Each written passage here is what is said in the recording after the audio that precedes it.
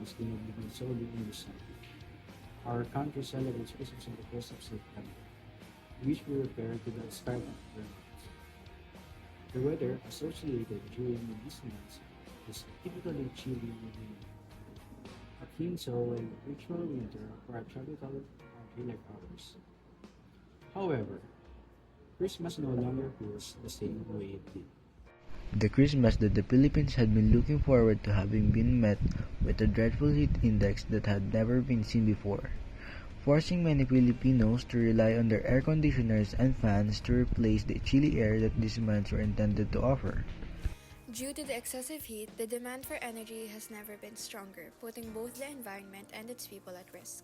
According to the World Nuclear Association of 2024, electricity generation accounts for more than 40% of energy-related carbon emissions.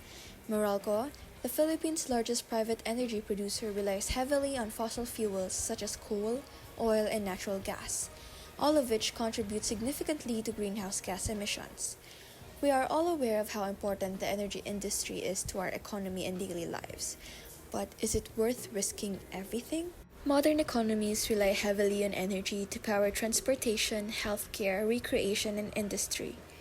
The energy sector stimulates economic activity and improves the quality of life for many people in the country. Despite this, 660 million people continue to have limited or no access to electricity for a variety of reasons, including pricing, a lack of resources, and geography.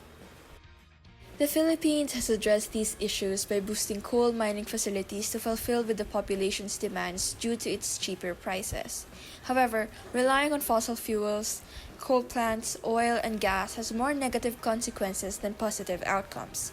These initiatives contribute to climate change by increasing carbon emissions, making the country more vulnerable to harsher weather patterns like El Niño, which overloads power networks and raises electricity needs simultaneously, according to the Business World 2024. Although the country has made progress towards sustainable environmentally friendly solutions, it is still far from sufficient. The Philippines' very few sustainable projects like power plants and offshore energy ramps are susceptible to outage because of their limited maintenance and lengthy usage throughout the years. Time is of the essence when dealing with the impending risk of climate change.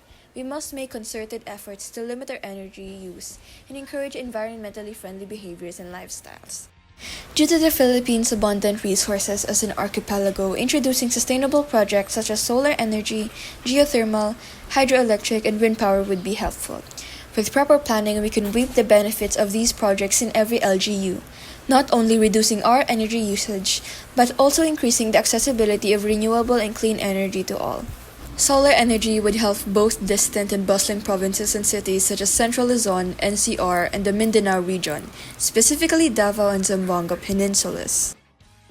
Hydroelectric power plants would be beneficial to the southern part of the Philippines, specifically the Mindanao regions of Bukidnon, Lanao del Norte, and Davao del Sur, as well as the Visayas region of Negros and Panay. While as geothermal energy would be beneficial in the Davao area, North Cotabato, and Negros Occidental. According to Nonduana View of 2024, living a sustainable and eco-friendly lifestyle does not always need major adjustments. In fact, little and simple habits can have a significant long-term environmental impact. Using energy-efficient appliances with energy-saving features, such as those certified by the Department of Energy's Energy Efficiency and Conservation Program, unplugging devices when not in use, limiting air conditioning use, and raising awareness will assist households in the Philippines, particularly those who are unaware, in reducing their electricity consumption and contributing to energy conservation efforts. The looming issue of access to clean and affordable energy is still present, but it is not completely unsolvable. Instead of relying on dangerous alternatives such as fossil fuels and coal plants, which will only cause more problems than they solve, we should focus on the resources that our environment is currently providing. The solution is right in front of us. Let us not destroy it. Instead, make it our greatest weapon against these problems.